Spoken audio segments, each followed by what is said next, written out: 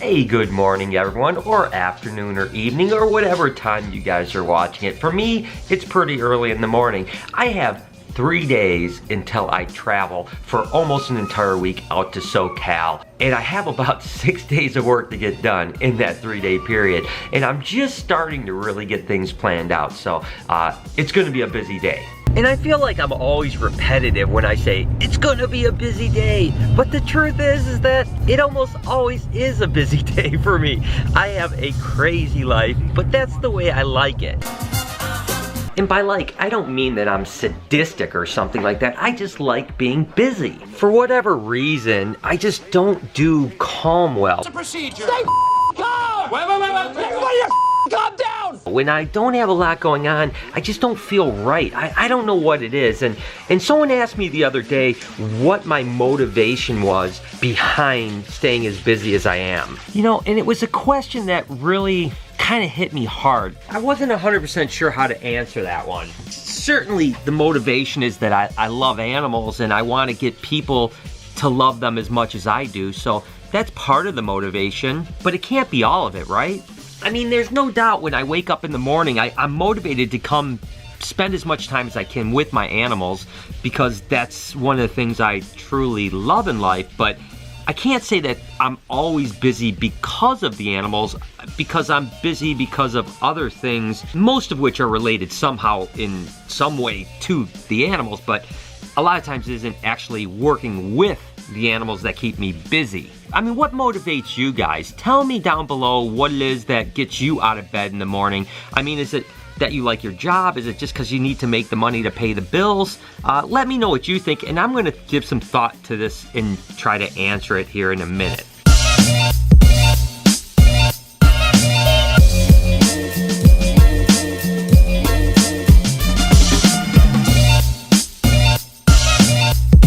I gotta be honest with you, if I have to be 100% truthful about what drives me, it's kind of, maybe it's the fear of not achieving the things that I want to achieve. I can live with failure, but I don't know that I can live with not trying to achieve and failing. So if I try and I fail, I can live with that.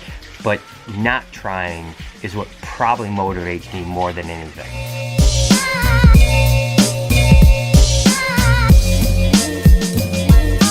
Taking a really quick break from the shop to head home.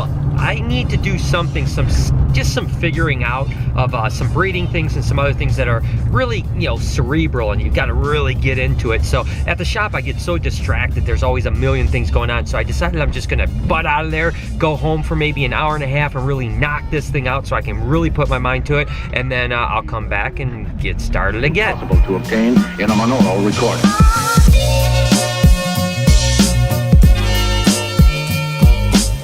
I'm all wrapped up with that work. I'm telling you what, just took me about an hour and a half to do. At the shop would have taken me at least 4 or maybe even 5 hours just with all the interruptions. So that was a great way to spend that time coming home. So I'm off to the gym right now, gonna do a real quick workout and then I'm back to the shop.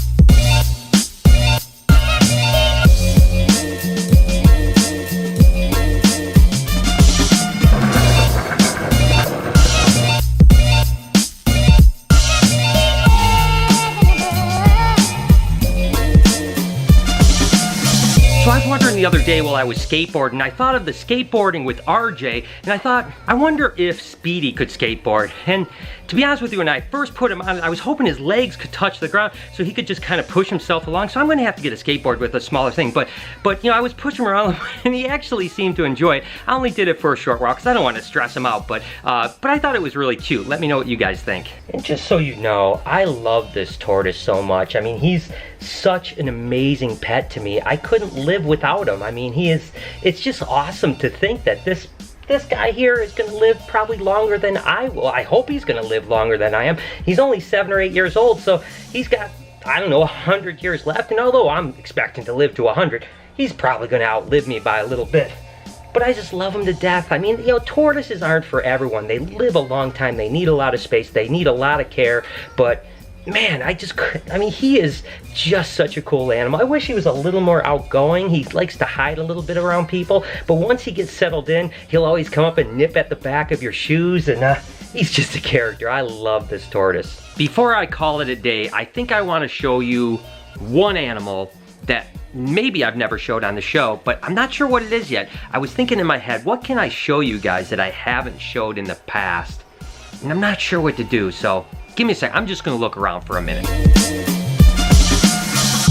You see, stereophonic sound for the home is recorded on 2 separate tracks, each one giving special emphasis to certain sections of the orchestra, as heard from those positions. You know, there's just so many cool animals I could probably spend. I just wanted to pick one. Not necessarily the most incredibly rare animal, just something I haven't. Speaking of which, we're just talking about Speedy over here. This is the problem when you have a tortoise that runs loose. Now, he has a cage that he usually goes into at night. He goes in and out on his own. Almost always goes in there to do his business, but of course today he didn't, so now I gotta clean that up.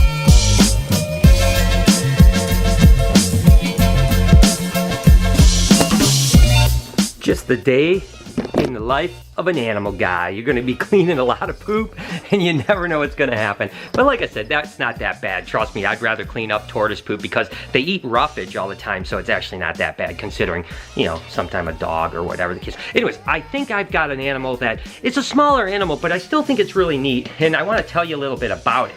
This is actually what they call a Ghost Brooks king snake. Ghost Brooks king snake. Now let me tell you a little bit about this guy. These guys are actually, it's what they call a double recessive mutation. Now, a recessive mutation in snakes just means that it can be genetically bred, and when you breed a phenotype or color or paint job, whatever you want to call it, to a wild type or a normal, you would get all heterozygous animals, which just means it's carrying the gene for that trait. This happens to be 2 traits. That would be hypomelanistic and aneurystic. And we actually had the very first Ghost Brooks Kings ever produced, believe it or not. It was probably 15 or so years ago. Hypo Brooks Kings came out of Florida by a guy named Doug Beard, and aneurysristics were coming from a guy named Lloyd Lemke out in California. And we took the 2 and bred them together and produced the first double heads, raised them up, and eventually produced the very first Ghost Brooks Kings. Now, I'm gonna be honest with you, when we first produced them, they were a little bit weak. The gene pool was just a little bit weird,